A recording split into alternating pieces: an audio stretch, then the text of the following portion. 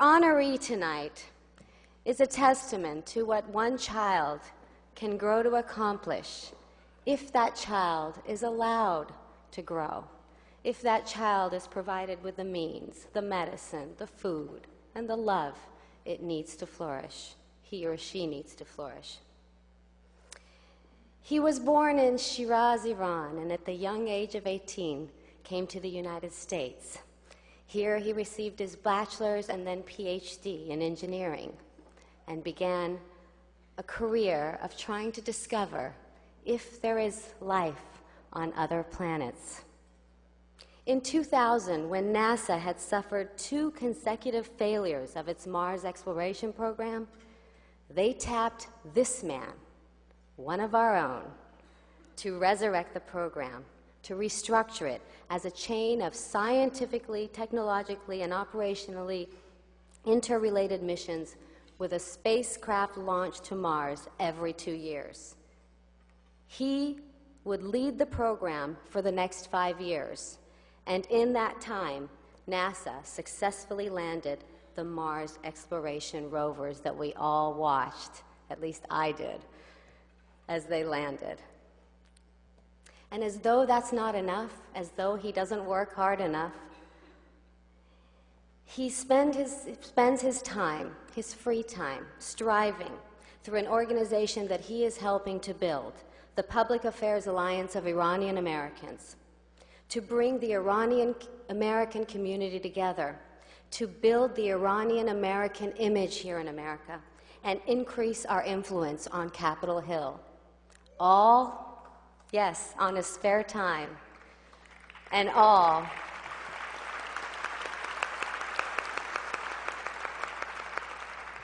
because he feels such a sense of responsibility and such a tie to his homeland. In the meantime, he's trying to discover if there's life outside of Earth. I don't think we can lose the sight of the magnitude of the question, are we alone? This is not a question that could be answered with 1 rover or 2 rovers or 1 sample return. I think we really need to pause and soak in, the magnitude of the question that is being asked. If we should be lucky enough to shed light on this issue in the next 50 to 100 years, that's how people would remember it. The question is so staggering, and it's so profound that I think will define us as a civilization a millennia from now. So I think that's the context we ought to take a look at it. Light nav. Go nav. The Doppler signature indicates three-stage separation has occurred. Copy that. 5, 4, 3, 2, 1, mark. The vehicle has now hit the top of the Martian atmosphere. The velocity will continue to increase for the next minute. We are now moving at a speed of 12,192 miles per hour. Downrange distance to landing site is 437 miles. Expected parachute deploy in 5 seconds. 4, 3, 2, 1, mark. Current altitude should be approximately 25,000 feet. We're awaiting confirmation the parachute has deployed. We see a parachute. Parachute was detected. Current altitude 8,000 feet. Moving at a speed of 173 miles per hour, we are near our terminal velocity. Lander separation event has been detected. The radar is in lock and we have a good solution on the ground. Expected retro rocket ignition on my mark. Mark. Waiting confirmation from the spacecraft that retro rocket ignition has occurred. At this point in time, we should be on the ground. Now 6 minutes, 37 seconds from atmospheric entry. Still awaiting signal that we are on the ground. No signal at the moment. Deep Space Network tracking stations in Canberra and Goldstone are still searching for the primary signal. Stand by. What do we see?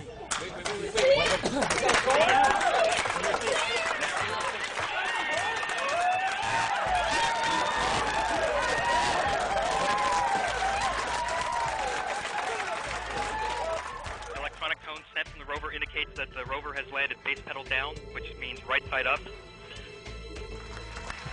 Oh my God. Look, Yes.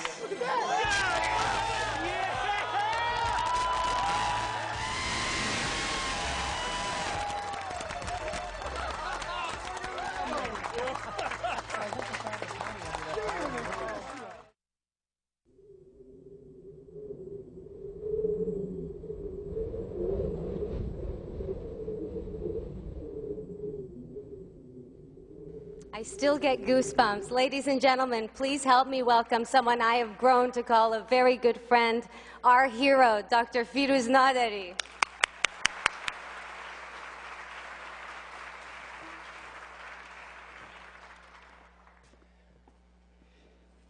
Your Majesty, Shahbanu, Prince Reza, Princess Yasemin, dear friends, and dear Rudy, thank you very much. You honor me tonight, but truly the honor is all yours for making such a difference in the life of so many.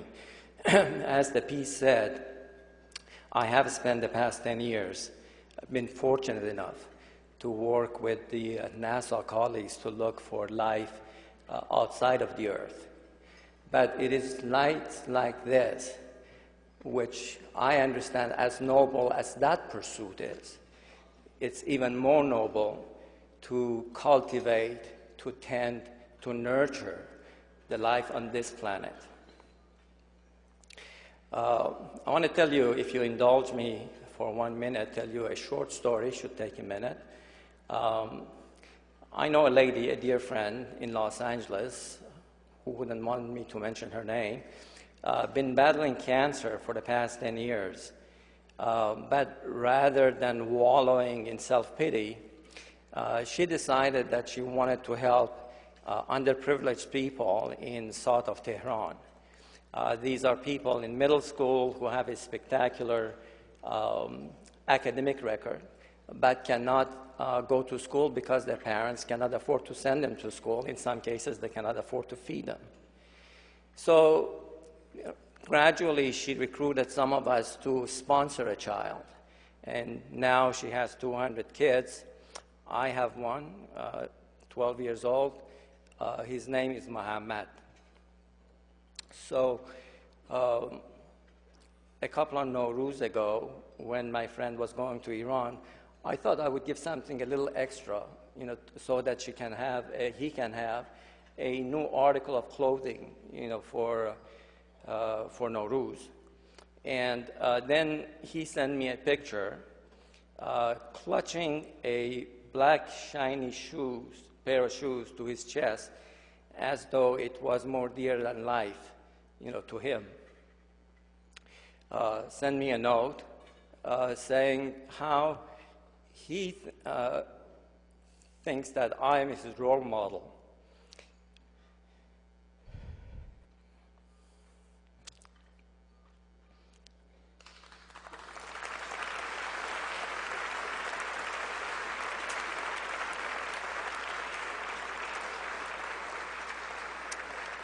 And thanked me for my generosity. Now, what he doesn't know is that I pray to God that I'm worthy of being his role model.